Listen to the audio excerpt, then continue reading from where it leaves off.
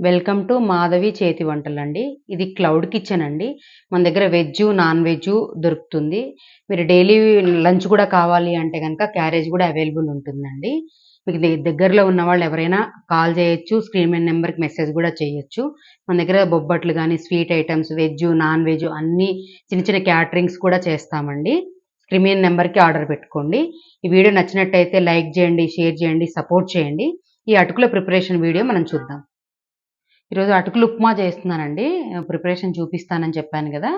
ఇది అటుకులు, ఉప్పు, శనగపప్పు, మినపప్పు, పసుపు, ఉల్లిపాయ, టమాటా, కరివేపాకు, పచ్చిమిర్చి, ఆవాలు,